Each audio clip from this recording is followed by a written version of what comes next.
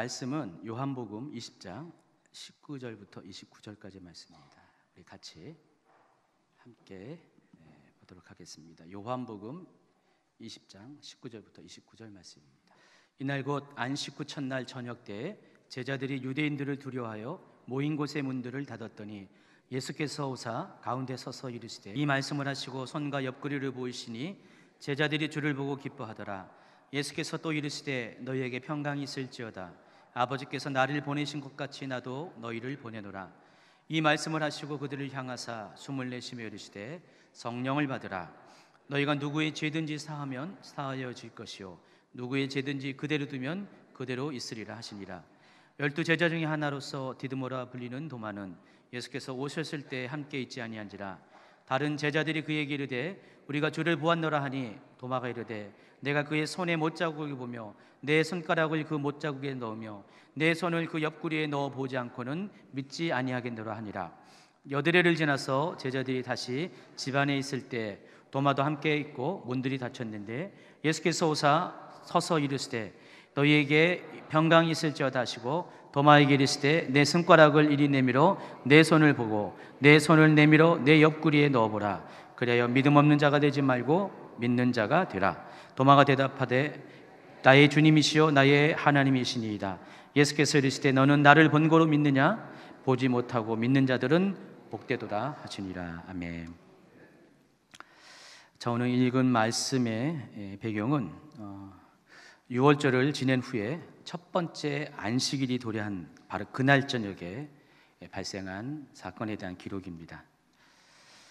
여기 보면은 그 안식 후 첫날이라는 단어에 여러분이 주목하시기 바랍니다. 물론 매주 안식일이 찾아오고 그 안식일 다음 날 늘 있습니다. 자, 그런데 오늘 여기에서의 안식 후 첫날은 일반적인 매주 찾아오는 그 안식 후 첫날이 아닙니다. 특별히 이 유대인들에게 이 날은 굉장히 중요한 의미가 있는 날입니다. 왜냐하면 6월절 이후에 찾아오는 첫 번째 안식 후 첫날은 유대인 절기상 초실절에 해당하기 때문에 그렇습니다. 그리고 이날은 크리스천들에게도 굉장히 중요한 날입니다. 왜냐하면 이 날이 우리가 오늘 예배드리는 부활절이기 때문에 그렇습니다. 그래서 유대인의 절기의 초실절은 6월절이 있고 6월절에 바로 이어서 무교절이 이어지는데 그 무교절이 있는 그 주간에 첫 번째로 찾아오는 안식일 다음 날이 항상 초실절로 정해져서 지켜지고 있습니다. 그래서 우리 기독교인들에게는 이 날은 항상 주일에 해당하기도 합니다. 감사한 것은 예수님께서 초실절에 부활하셔서 우리 부활절은 항상 주일이에요. 그렇죠? 여러분 다른 주일날 부활절 경험한 분 계십니까? 한 분도 안 계시죠? 부활주일은 항상 주일입니다. 자, 초실절은 어떤 날이냐면은 한 해 농사의 첫 수확을 하나님께 드리는 날입니다. 지금 이제 4월 1일이니까 봄에 해당하는 거죠. 그래서 봄 시즌에 거두는 농산물이 이스라엘에는 보리입니다. 그래서 이 보리의 첫 단을 하나님께 구별하여서 드리는 날이 초실절입니다. 첫 열매를 하나님께 드린다는 그런 뜻입니다.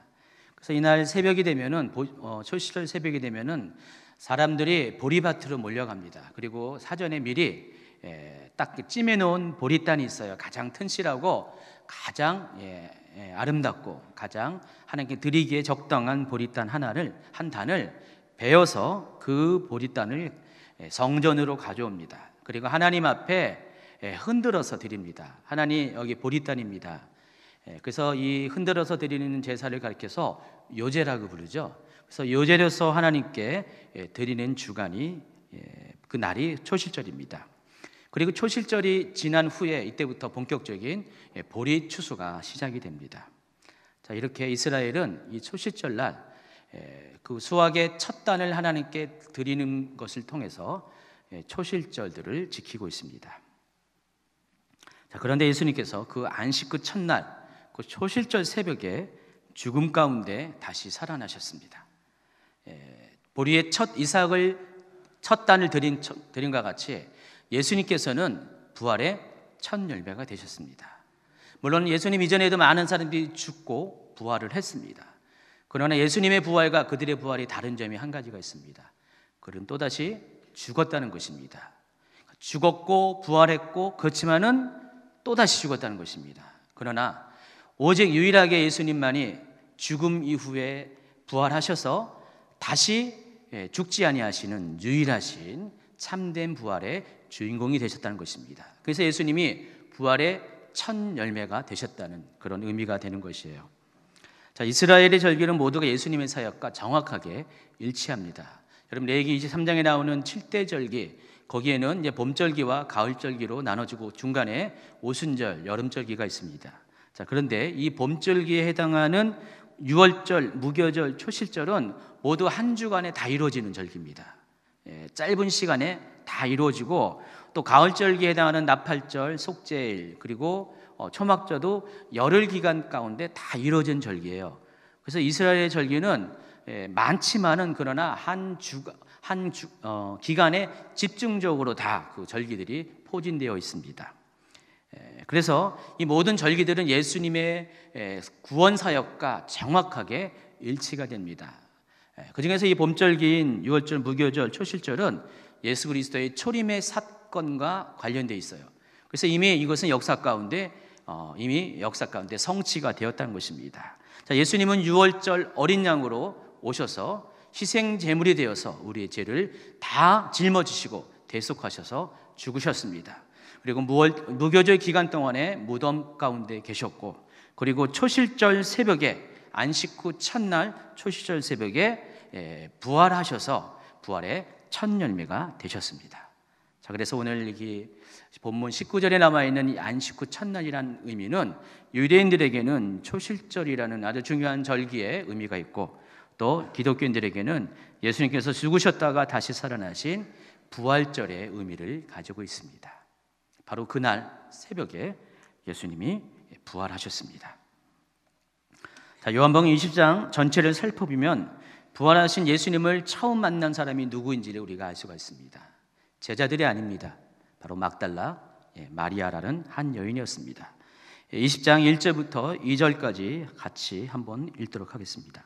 안식 후 첫날 일찍이 아직 어두울 때 막달라 마리아가 무덤에 와서 돌이 무덤에서 옮겨주신 거 보고 시몬 베드로와 예수께서 사랑하시던 그 다른 제자에게 달려가서 말하되 사람들이 주님을 무덤에서 가져다가 어디 두었는지 우리가 알지 못하겠다 하니. 자, 막달라 마리아가 사람들이 초실절 행사를 준비하는 그 새벽에 똑같이 길을 나와서 예수님의 무덤가로 찾아옵니다. 여러분, 제자들은 감히 예수님의 무덤 가운데 찾아올 용기가 없었고요, 또 찾아올 생각도 하지 않았던 것 같습니다. 뒤에 나오는 이 9절에 보면은 왜 그런지 충분히 이해가 갑니다. 그러나 마리아는 예수님께서 초실절 새벽에 부활의 첫 열매로 오실 것을 아마 기대했던 것 같아요. 그래서 그는 홀로, 다른 복음서에서는 여러 명의 다른 여인들이 함께 갖는 것으로 표기가 되지만은 일단 요한복음 기준으로는 홀로 무덤을 찾아갑니다. 여러분, 여자가 새벽에 무덤 찾아가는 게 쉬운 일이 아니잖아요. 용기가 필요하고 특별한 이유가 있어야 되는데 지금 마리아에게는 그 예수님의 부활에 대한 기대감이 있었던 것 같아요. 그래서 그녀는 홀로 무덤을 찾아갔습니다. 그랬더니 이미 예수님은 부활하셨어요. 그 예수님의 무덤을 가로막고 있는 돌이 굴러가 있고 없어졌고 무덤이 열려져 있습니다. 그래서 깜짝 놀란 이 마리아는 무덤에 들어갈 생각은 하지 못하고 시몬 베드로에게 달려갑니다. 제자들에게 달려갑니다. 그래서 시몬 베드로와 또 예수께서 사랑하시는 그 다른 제자 요한을 말합니다. 이 요한복음을 기록한 요한을 말합니다. 요한은 항상 요한복음에서 자기를 제3자로 이렇게 항상 표기를 해요. 너무 겸손해서 그런 것 같은데, 그래서 예수께서 사랑하시는 그 다른 제자 요한이 달려가서 그 일을 보고합니다. 그랬더니 3절에 보니까 베드로가 그 다른 제자와 함께 무덤으로 갑니다. 둘이 같이 다름질했다 그랬습니다. 갑자기 그 소식을 들으니까 어땠어요? 제자들의 입장에서는 깜짝 놀란 일입니다. 자기 스승의 무덤이 열려져 있으니까 그 큰 일이었죠. 그래서 크게 다름박질해서 무덤으로 찾아갑니다. 그런데 베드로보다는 요한이 빨랐어요. 요한이 빨라가지고 무덤에 딱 도착을 했습니다. 그래서 무덤을 딱 봤더니 세마포 놓인 것을 보았어요. 그러니까 시체는 없고 세마포, 시체를 둘러싼 세마포가 거기 있던 것만을 보았습니다. 그러나 요한은 용기를 내서 그 안에 들어가지 못했습니다. 자, 이때 다림박질은 느리지만은 용기 있는 베드로가 직접 무덤에 들어가 봅니다. 그랬더니 세마포가 놓여져 있고 머리에 쌌던 수건도 있는데 시체는 없습니다. 그리고 예수님이 그곳에 없다는 것을 확인하고 내려옵니다. 9절입니다. 같이 있습니다. 그들은 성경에 그가 죽은 자 가운데서 다시 살아나야 하리라 하신 말씀을 알지 못하더라 그랬어요. 제자들은 아직 성경에서 예수님의 부활에 대해서 말씀하신 것에 대해서 이해를 하지 못한 것 같아요. 그래서 그들은 예수님이 부활했다는 생각을 갖지 않았어요. 아직 여기까지는. 그리고 그 상태로 집으로 돌아갑니다. 그런데 막달라 마리아는 그곳에 여전히 남아 있습니다. 왜냐하면 막달라 마리아에게는 믿음이 있었기 때문에 남아 있었는데, 그리고 10절부터 18절까지의 내용을 쭉 보면은 제가 길어서 읽지 않습니다. 결국 마리아는 제자들은 만나지 못했던 부활하신 주님을 결국 홀로 만나게 되는 영광에 참여하게 됩니다. 그 이야기가 오늘 본문에 바로 앞 단락에 다 이렇게 기록이 되어 있습니다. 자, 오늘은 이제 막달라 얘기하는 게 아니라 제자들에 관한 이야기를 합니다. 자, 한편 제자들은 예수님께서 죽으신 후에 마가의 다락방에 전부 다 모여서 불안한 시간을 보내고 있습니다. 이유가 있죠. 첫 번째는 예수님의 죽으심 자체가 이들에게는 큰 충격이었어요. 아무도 이 부분에 대해서, 물론 예수님이 말씀은 하셨지만 그 일이 이루어질 것이라는 것에 대해서는 전혀 생각지 못했던 것 같아요. 근데 어느 날 예수님께서 그 기사와 능력을 행하신 모든 사람들이 두려워했던 그 예수님께서 정말 힘없이 무능하게 십자가에 달려 돌아가시는 그 장면을 목도를 했습니다. 큰 충격이었습니다.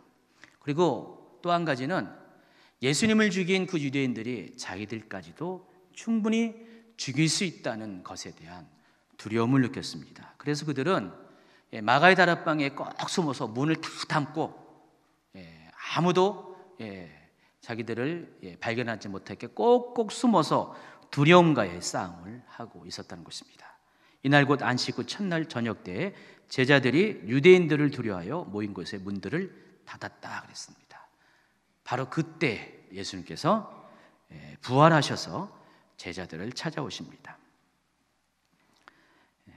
여러분, 제자들은 방금 설명했던 것이 어떤 상태였냐면은 예수님의 빈 무덤을 보고도 특별히 믿음이 좋다고 자타가 공인하는 베드로조차도, 또 우리의 아들 요한조차도 예수님의 부활을 믿지 않았어요. 여러분, 새벽부터 저녁까지 하루의 시간이 다 흘렀는데도 불구하고 이들이 두려움 가운데 문을 닫고 있었다는 것은 아직 예수님의 부활을 인지하지 못했다는 것입니다. 더군다나 예수님을 직접 만났다는 마리아가 그 얘기를 전했잖아요. 근데도 믿지 않고 있었어요.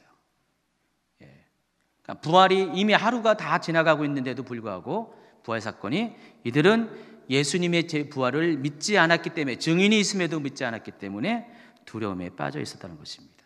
그런 제자들에게 예수님이 찾아오셔서 다음과 같이 말씀하십니다. 예수께서 오사 가운데 서서 이르시되 너희에게 평강이 있을지어다 그랬습니다. 왜 예수님께서는 많은 말씀을 하고 싶으실 텐데, 제자들에게 많은 말씀을 하셨을 텐데 왜 굳이 그 많은 말씀 중에서 평강이 있을지어다, 너희에게 평강이 있을지어다, 이 말씀을 하셨을까에 대한 의문을 가져봅니다. 더군다나 오늘 본문 안에는 예수께서 3번에 걸쳐서 이 말씀을 반복적으로 하세요. 21절에도 예수께서 또 이르시되 너희에게 평강이 있을지어다. 또 26절에도요, 예수께서 오사 가운데 서서 이르시되 너희에게 평강이 있을지어다. 여러분, 3번이나 반복해서 제자들을 향해 너희에게 평강이 있을지어다, 평강이 있을지어다 평강이 있을지어다 말씀을 하고 계심을 우리가 확인할 수가 있습니다. 저는 이 대목을 읽으면서 갑자기 그 다음 장에 있는 요한복음 21장이 오버랩이 됩니다. 여러분, 이 요한복음 21장에 보면은 예수님께서 베드로를 만나시는데 베드로에게 똑같이 3번에 걸쳐서 내가 나를 사랑하느냐, 내가 나를 사랑하느냐, 내가 나를 사랑하느냐 질문을 하시는 장면이 있습니다. 예수님이 왜 이 질문을 하셨을까? 여러분 아시는 분은 아시겠지만은 이미 베드로는 3번에 걸쳐서 예수님을 부인했습니다. 닭이 울기 전까지 3번에 걸쳐서 예수님을 부인하고 저주하기까지도 했습니다. 예수님이 돌아가셨을 때 베드로에게는 다른 어떤 제자들보다 더 큰 상처가 있었어요. 왜냐하면 바로 예수님을 목전에서 배반했다는 것, 부인했다는 것. 여러분, 베드로가 예수님을 부인했을 때 베드로는 예수님의 눈과 마주쳤어요. 자기를 바라보시는 예수님의 눈과 마주치면서 통곡을 했습니다. 닭이 울리고 나서. 이런 베드로였어요. 이런 베드로에게는 그 예수님을 부인했다는 그 상처가 남아 있었을 것이에요. 그래서 예수님은 그 베드로의 상처를 막 끌어올리셨습니다. 내가 나를 3번 부인했지 하면서 그것을 기억을 떠오르게 하셨습니다. 아프게 하시려는 목적이 아니었죠. 그것을 싸매어 주시려고, 그 상처를 씻어 주시려고 그리 하신 것이에요. 그래서 3번의 부인을 3번을 사랑한다는 고백으로 바꾸게 하셨다는 것입니다. 자, 그런데 공교롭게도 오늘 본문에서도 예수님은 3번에 걸쳐 너에게 평강이 있을지어다, 너에게 평강이 있을지어다, 너에게 평강이 있을지어다 말씀하셨어요. 지금 제자들은 지금 상태가 두려움의 상태예요. 그리고 예수님의 부활을 믿지 않는 불신의 상태였습니다. 그런데 예수님이 떡하니 나타났습니다. 막달라 마리아가 그렇게 얘기했는데도 이들은 하루 동안 믿지 않고 있었어요. 그런데 예수님이 떡 나타났을 때 제자들의 반응은 어땠을까요? 쥐구멍이라도 들어가고 싶었을 것이에요. 안 그랬을까요? 여러분이라면 어땠을까요? 아니, 분명히 예수님이 새벽에 부활하셨고 무덤이 비었던 것을 보았고 막달라 마리아가 증인이 되어서 그것을 이야기했음에도 불구하고 제자들은 믿지 않았는데 갑자기 예수님이 자기들 가운데 딱 나타났을 때 정말 예수님의 볼 낯이 없었을 거예요. 그런 제자들에게 예수님은 너희에게 평강이 있을지어다, 너희에게 평강이 있을지어다, 너희에게 평강이 있을지어다. 저는 이 대목에서 참 예수님이 참 따스하신 분이다, 자상하신 분이다, 정말 제자들을 사랑하시고 제자들 편에 서 계신 분이다 라는 생각을 해봤습니다. 지금 제자들에게 가장 필요한 것은, 두려움 속에 있었던 제자들에게 가장 필요했던 것은 바로 그 한마디였어요. 너희에게 평강이 있을지어다. 지금 부활하신 주님은 바로 그 첫마디를 통해서 제자들을 찾아왔습니다. 그래서 그들을 억누르고 있는 모든 두려움을 극복하게 하셨다는 것입니다. 그들은 3가지에 걸쳐서 두려움이 있었어요. 버려짐에 대한 두려움이 있었습니다.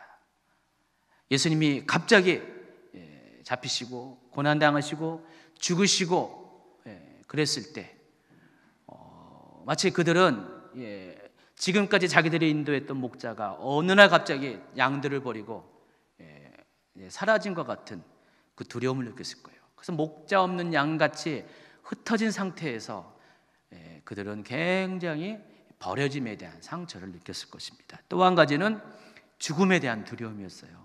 아니, 예수님도 죽였던 그들이 자기들은 당연히 더 쉽게 죽일 수가 있을 거 아니에요. 그래서 죽음에 대한 그 공포와 두려움이 찾아왔습니다. 그리고 또 한 가지는 앞으로 미래의 일에 대한 불확실성에 대한 두려움입니다. 과연 우리가 앞으로 어떻게 될까? 우리가 지금은 일단은 여기 모여 있지만은 무엇을 어떻게 될지를 아무도 몰랐습니다. 자기들의 인생에 대해서, 자기들의 모임에 대해서 아무도 대답을 줄 수 있는 사람이 없었다는 것입니다. 이 두려움, 이 3가지의 두려움 가운데 그들이 있었을 때 예수님은 그들에게 찾아와서 이 두려움에 모두 벗어버리게 하는 너에게 평강이 있을지어다라는 그 그 말씀을 전하셨다는 것입니다. 그래서 예수님은 그들 안에 잃어버린 샬롬을 지금 선포하시는 것이에요. 그럼 많은 사람들이 십자가 이야기를 해요. 십자가의 능력에 대해서 말합니다. 십자가는 우리의 죄를 도말했습니다. 십자가 안에서 우리는 모든 죄와의 싸움에서 승리했습니다. 죽음에서 이겼습니다. 어둠 가운데서 승리했습니다 라고 말합니다. 맞습니다. 십자가는 능력이 있습니다. 여러분의 고백대로 십자가는 언제나 여러분의 삶을 죄와의 싸움에서 이기게 하고 어둠 가운데 여러분을 빛으로 인도하는 그런 능력이 있습니다. 자, 그런데 십자가의 고백은 많이 해요. 십자가의 능력에 대해서 많이 찬양하는데 그럼에도 불구하고 여러분의 실체를 한번 보세요. 여러분이 정말 십자가로 인해서 여러분의 삶 가운데 두려움을 이기는 삶을 살고 있습니까? 아마 그렇지 않을 거예요. 여러분 십자가를 믿는다 할지라도 여러분 삶 가운데는 여전히 여러분의 삶의 대부분의 시간들은 두려움 가운데 살고 있음을 우리는 고백할 수밖에 없습니다. 우리는 십자가를 알면서도 십자가를 경험했으면서도 평강을 많이 잃어버리고 살고 있습니다. 도대체 왜 그럴까요? 왜 여러분은 십자가를 알면서 예수님을 알면서 그렇게 능력 없는 삶을 살 수밖에 없을까요? 그것은 십자가가 여러분의 삶에 실제가 되어지지 않았기 때문에 그래요. 고백의 차원에서 머물러 있기 때문에 물론 고백 자체가 힘이 있는 건 사실이지만은 그러나 그 이상의 십자가의 능력을 여러분의 삶 가운데 체험하지 못했기 때문에 그럴 수밖에 없다는 것입니다. 그래서 정말로 여러분의 고백대로 십자가의 능력의 삶을 살기 위해서는 여러분의 고백이 그대로 여러분의 현실 가운데 삶 가운데 이루어지는 것들을 보는 체험을 하셔야 한다는 것입니다. 여러분이 십자가를 통과했죠? 그리고 부활하신 주님을 여러분이 고백했죠? 그 부활하신 주님처럼 여러분의 삶도 십자가를 통과하고 부활의 경험들을 실제로 하셔야 한다는 것입니다. 그래서 이 말의 의미는 십자가는 이론으로 머물러 있어서는 안 된다는 것입니다. 여러분이 잘 아는 사건으로 이해해서는 안 된다는 것입니다. 여러분 반드시 십자가를 여러분의 몸으로 경험하고 또 부활 또한 여러분의 몸으로 경험해야 된다는 것입니다. 그리고 십자가와 부활의 당사자인 주님을 직접적으로 여러분이 만나셔야 한다는 것입니다. 자, 오늘 본문을 통해 이것이 왜 중요한지를 확인할 수가 있습니다. 자, 제자들은 예수님께서 십자가에 달리신 사건을 목격했고 또 막달라 마리아를 통해서 예수님께서 다시 살아나셨다는 그 소식도 들었습니다. 근데 그럼에도 불구하고 그들은 여전히 두려움 가운데 있습니다. 첫 번째는 벌어진 상황을 두려워했고 두 번째는 그들을 위협하는 사람들을 두려워했습니다. 계속해서 두려움 가운데 그들이 있었는데 그들이 그 상황을 두려워한 이유는 사람들을 두려워한 것은 아직까지는 그들은 부활하신 주님을 만나지 못했던 거예요. 소식은 들었어도 부활하신 주님을 아직까지는 만나지 못했기 때문에 그들은 여전히 두려움 가운데 있었다는 것입니다. 예수님 이미 부활하셨죠. 그것은 기정사실이에요. 사건이에요. 그리고 부활을 경험해 부활하신 주님을 만났던 목격자도 있어요. 그 사람으로부터 직접 그 소식도 들었어요. 근데 그럼에도 불구하고 이미 벌어진 사건이고 확인된 증언임에도 불구하고 정작 중요한 것은 당사자인 그들이 그 부활하신 예수님을 만나지 못할 때에는 여전히 두려움에 빠져 있을 수밖에 없다는 것입니다. 자, 20절을 보세요. 이 말씀을 하시고 손과 옆구리를 보이시니 제자들이 주를 보고 기뻐했다 그랬습니다. 자, 20절을 보면 19절과 확 바뀌는 상황을 여러분 확인할 수가 있습니다. 19절에는 제자들이 예수님의 부활의 소식을 알고 있으면서도 하루 동안 두려움 가운데 있었는데 19절 후반부에 예수님이 나타나셔서 너희에게 평강이 있을지어다 하시고 직접 손과 옆구리를 보여주셨어요. 그랬더니 제자들이 확 바뀌어요. 180도 바뀝니다. 두려움에 있었던 제자들이 기쁨으로 바뀌었어요. 그렇죠? 뭘 보고요?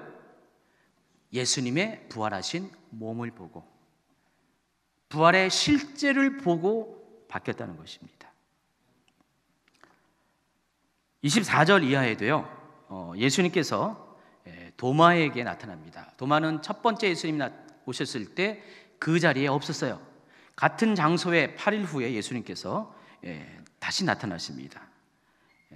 근데 이전에 도마는 제자들이 예수님을 만났다, 부활하신 예수님을 만났다고 이야기했을 때 뭐라고 반응했죠? 25절에 뭐라고 그랬습니까? 내가 그의 손에 못자국을 보며 내 손가락을 그 못자국에 넣으며 내 손을 그 옆구리에 넣어보지 않고는 믿지 아니하겠노라 라고 말을 했어요. 그런 도마였어요. 자, 그런데 도마 또한 마찬가지입니다. 예수님께서 나타나셔서 이렇게 말씀하셨습니다. 너희에게 평강이 있을지어다. 도마에게 이르시되 내 손가락을 이리 내밀어 내 손을 보고 내 손을 내밀어 내 옆구리에 넣어보라. 그리하여 믿음 없는 자가 되지 말고 믿는 자가 되라 했을 때, 도마는 제자들이 앞서서 제자들이 기리한 것처럼 예수님의 손과 또 옆구리의 못자국을 보고, 제가 보기에는 도마가 차마 손가락을 안 집어넣었던 것 같아요. 집어넣을 수가 없죠. 예수님을, 부활하신 예수님을 본 것으로도 충분하겠죠. 보고 난 다음에 도마 역시 바뀝니다. 28절에 도마가 대답하여 이르되 나의 주님이시여 나의 하나님이시여. 여러분, 도마만 특별한 사람입니까? 아니에요. 도마만 믿음이 없는 사람이 아니에요. 도마나 제자들이나 여러분이나 똑같아요. 중요한 것은 우리가 실제 하신 부활의 실제인 예수님의 손과 옆구리를 보지 않고서는 아무리 사람이 뭐라고 한다 할지라도 우리는 절대로 믿음을 가질 수가 없다는 것입니다. 그렇지 않습니까? 제자들이 그렇다는 거예요. 이게 잘못된 것이 아니에요. 우리의 보편적인 모습이라는 거예요. 제자들의 모습이고 또 도마의 모습이고 저와 여러분의 모습이라는 것입니다. 그러므로 우리에게 필요한 것은 소문이 아닙니다. 남의 체험이 아니고 남의 경험이 아니라 여러분 스스로가 부활하신 주님을 직접 만나야 한다는 것입니다. 여러분, 신앙은 듣는 것으로 끝나서는 안 돼요. 신앙은 반드시 체험을 해야 된다는 것입니다. 많은 사람들이 기독교를 가리켜서 체계 종교 또 말씀의 종교라고 하는데 하나만 알고 둘은 모르죠. 기독교는 체험의 종교입니다. 말씀의 종교이기도 하고 기독교는 체험의 종교예요. 하나님을 만나야 되고요, 예수님을 만나야 되고 또 성령님을 경험해야지 진짜 믿음을 가질 수가 있다는 것입니다. 우리 중에 많은 사람들이 교회를 오래 다녔어요. 말씀도 많이 들었어요. 또 성경도 많이 외우고 그랬어요. 근데 꼭 필요한 순간에 믿음을 발휘하지 못할 때가 많이 있습니다. 그렇죠? 여러분 삶을 되돌아보시면은 여러분이 믿음이 있다고 하지만은 또 여러분 옆에 믿음 있는 사람이 있는데 가만히 보면은 그들 삶에 보면은 거의 대부분이 두려움 가운데 있다는 것을 많이 알 수 있습니다. 여러분, 믿음이 있는 사람은 어떤 사람인지 아세요? 어떤 상황 가운데서도 평강을 유지하는 사람이 믿음의 사람입니다. 왜냐하면 그 평강을 가져다 주는 그 이유, 원인이 바로 예수님이기 때문에 그래요. 하나님이기 때문에 그래요. 하나님이 나와 함께하고 또 나를 위해서 일하신다는 것들을 믿는 믿음이 있기 때문에 평강을 가져다 주는 거거든요. 근데 그 평강을 갖기 위해서는, 그 믿음을 갖기 위해서는 반드시 전제 조건이 책 속에 있는 하나님이 아니라, 글 속에 있는 하나님이 아니라, 남이 전해진 그 하나님이 아니라 내가 하나님을 만나야 한다는 것입니다. 여러분이 예수님의, 부활하신 예수님의 손과 옆구리를 직접 보아야 된다는 것입니다. 필요하면은 도마가 돼서 만져봐야 된다는 것입니다. 도마는 안 만졌어요, 제가 보기에. 근데 도마의 고백처럼 만지는 한 일이라도 예수님을 직접 경험해야지 그것이 여러분의 믿음이 된다는 것입니다. 그러니까 믿음에 여러 가지 요소가 있는데, 믿음의 많은 요소 중에 들음의 요소, 고백의 요소가 있는데, 믿음의 또 요소 중에 하나는 경험의 요소가 있어요. 믿음은 반드시 경험되어져야 한다는 것입니다. 그래서 오늘 이 본문 사건을 통해서, 이 부활의 사건을 통해서 여러분의 믿음을 다시 한번 점검해 보시기 바랍니다. 정말 여러분이 제대로 믿음이 있기 위해서는 여러분이 고백도 능력이고 생각도 능력이지만은 더 크고 위대한 것은 반드시 여러분은 하나님을 직접적으로 여러분의 삶 가운데 체험을 해야 한다는 것입니다. 저도 오랜 세월 신앙생활을 했는데 저는 18살에 교회를 본격적으로 다니기 시작했어요. 그 전에는 절기 때는 좀 다녔던 것 같아요. 크리스마스 때도 가고 부활절 때도 가고. 제가 교회를 못 다닌 이유가 저희 부모님이, 저희 아버지죠, 정말 반대를 많이 했어요. 정말 엄청나게 반대를 하셔가지고 아버지 때문에 교회를 다닐 수가 없었습니다. 그래서 그런 거 있잖아요. 내 눈에 흙이 들어오기 전에는 그런 거 있잖아요. 그래서 저희 누나가 먼저 나갔는데 누나가 하도 아버지 생각에 요란스럽게 교회를 정말 불굴의 의지로 다니니까, 아무리 핍박해도 다니니까 나중에는 이제 포기하셨고 이랬죠. 그런 거 있잖아요. 너는 이제 시집 가서 출가 외인이 될 거니까 안 된다. 그런데 이 아들르만은 안 된다. 교회 안 된다. 그래서 교회 다니는 기회가 많이 있었는데 다니지 못했고, 고등학교 2학년 때 1월 1일을 기해서 교회를 다녔습니다. 1월 1일부터 정말 열심히 다녔어요. 작정을 하고 다녔고요. 그런 지 벌써 36년째가 됐습니다.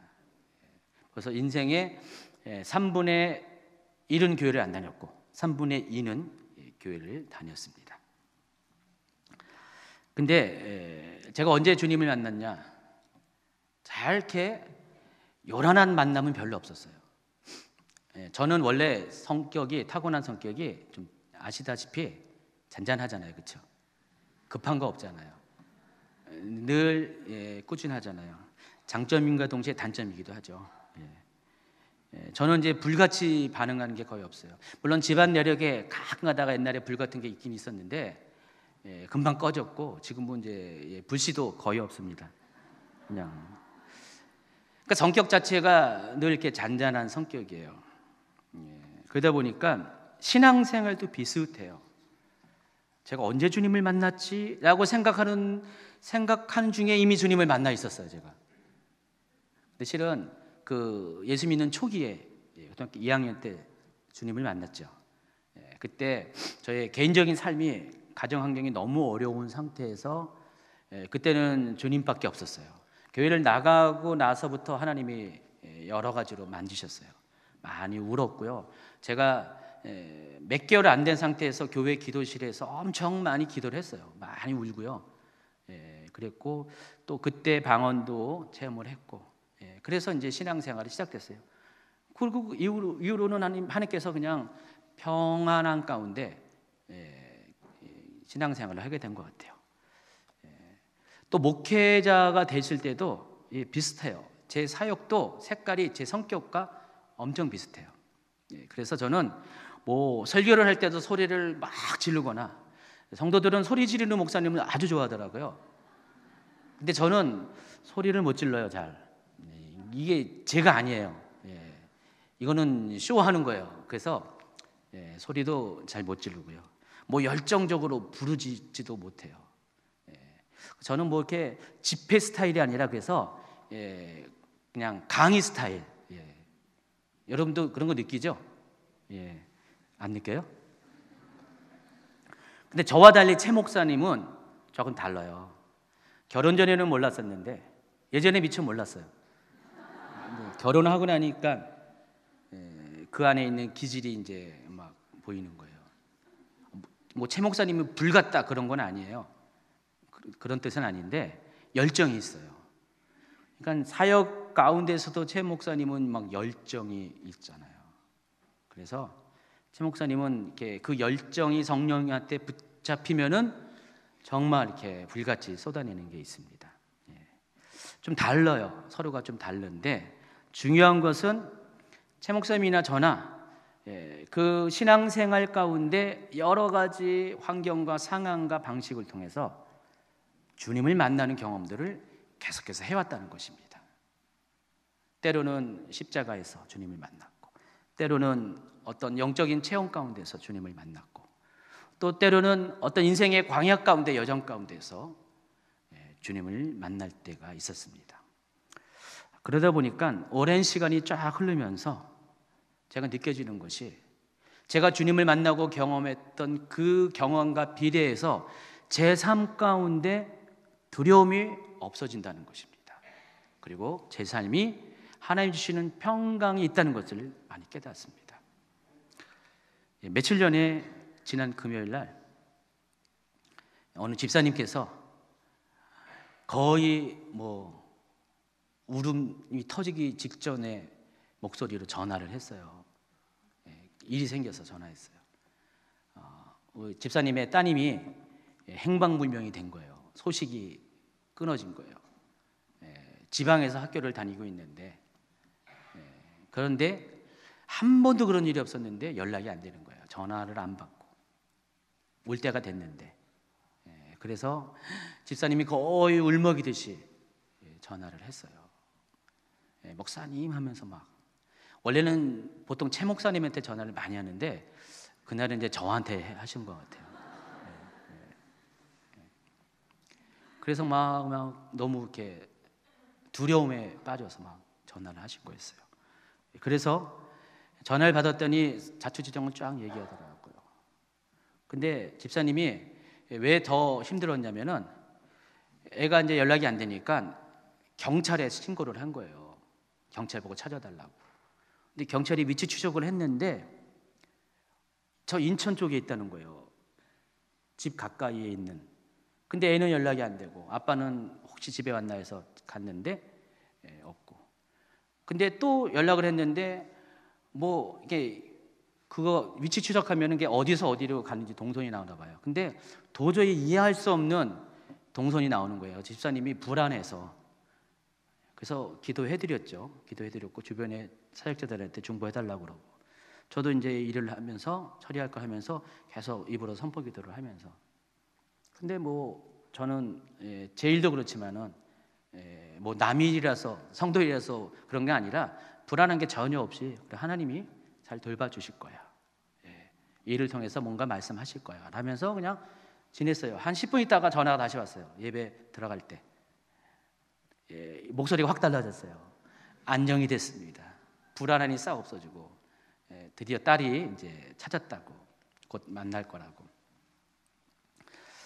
우리 집사님의 상황을 보면서 집사님이 왜 두려웠을까 생각해 봤어요. 뭐 때문에 두려웠죠? 불확실성 때문에 그래요. 이 딸이 어디에인지 모르잖아요. 어떤 상황인지 모르잖아요. 그렇기 때문에 그게 두려운 거예요. 근데 이 딸이 어디 있다는 것이 알게 되니까 어떻게 해요? 불확실성이 해소되니까 평강이 찾아온 겁니다. 그렇죠?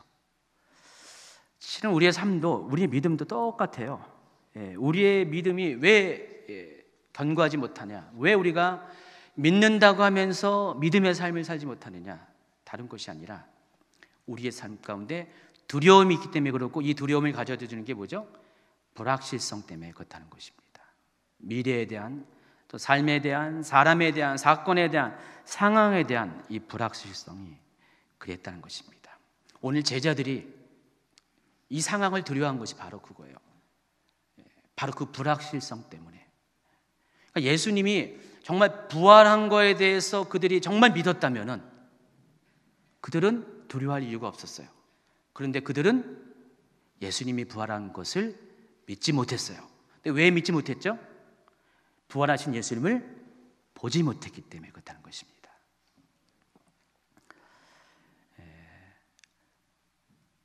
오늘 여기 계신 분들 중에서 이 제자들과 같은 분들이 적잖이 계실 것 같습니다.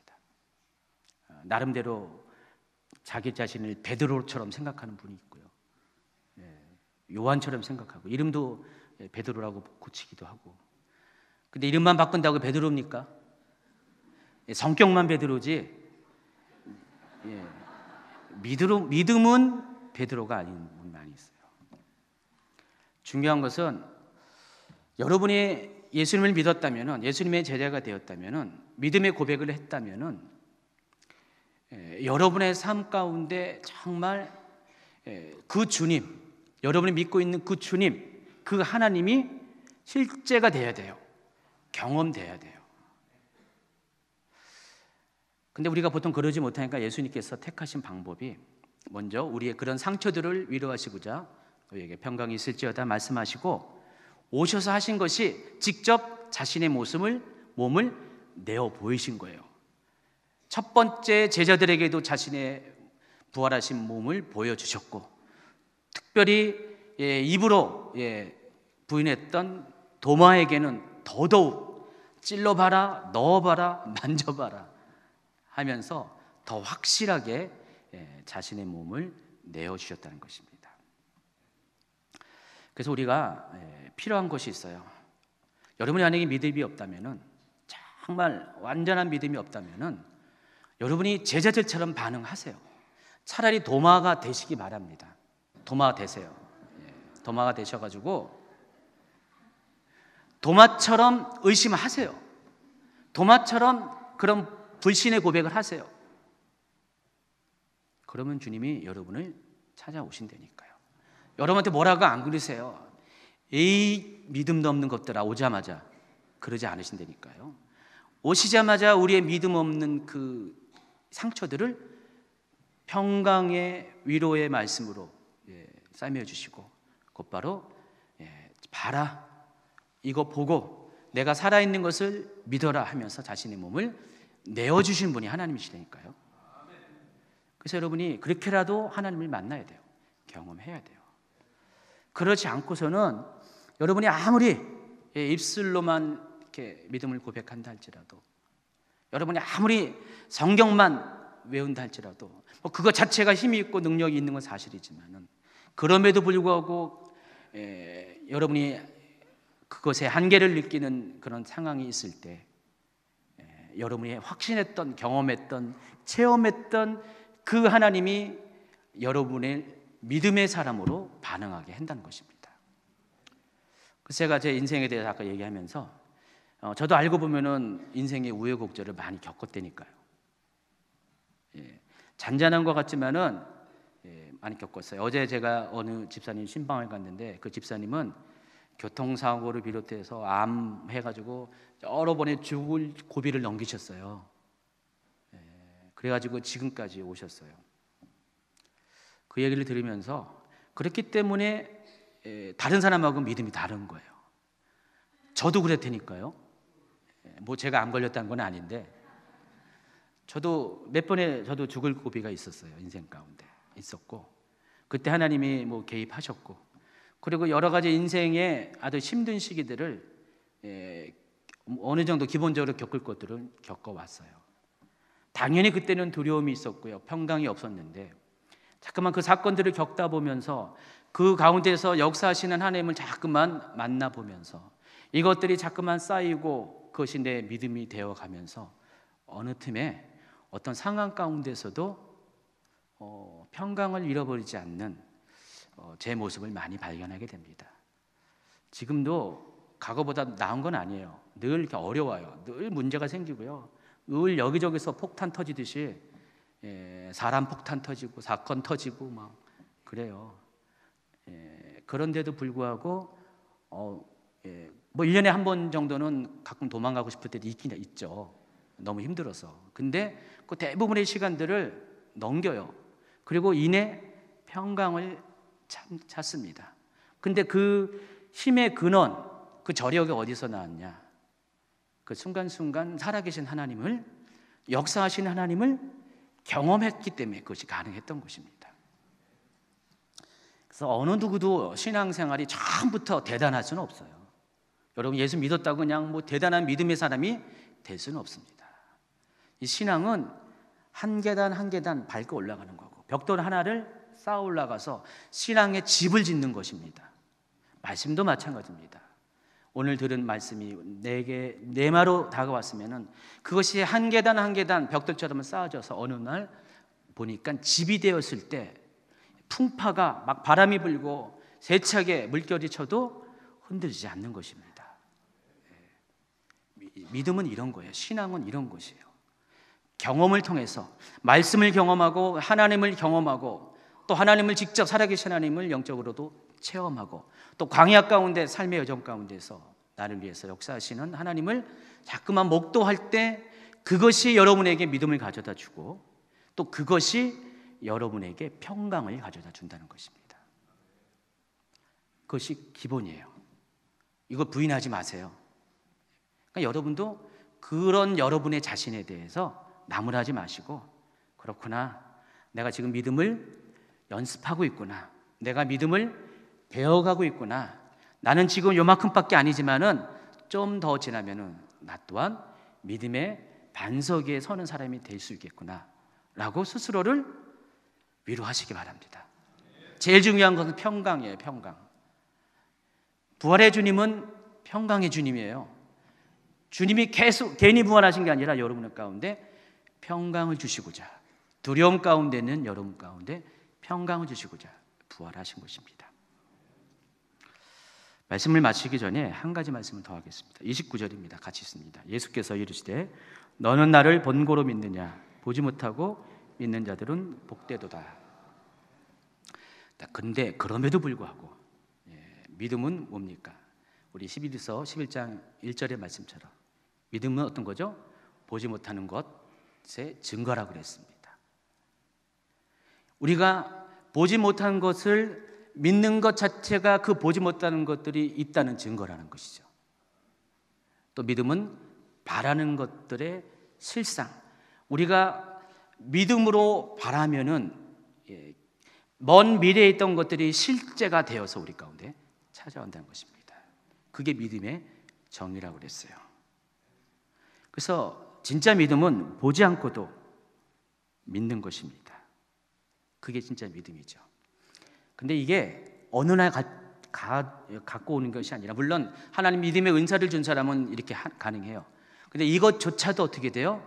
이런 시행착오가 있고 난 다음에 믿는 거예요. 믿음은 다 근거가 있는 것입니다. 믿음은 이전에 내가 하나님이 경험했던 그것이 기초가 되어서 오늘의 믿음을 가져오게 하는 것입니다. 그리고 미래의 믿음도 마찬가지라는 것입니다. 그래서 여러분, 오늘부터 이 부활하신 주님이 해마다 여러분이 부활절을 경험하지만은 실제가 되어서 정말 실제로 부활하신 예수님의 손과 옆구리를 여러분이 오늘 경험하는 날이 되기 바랍니다.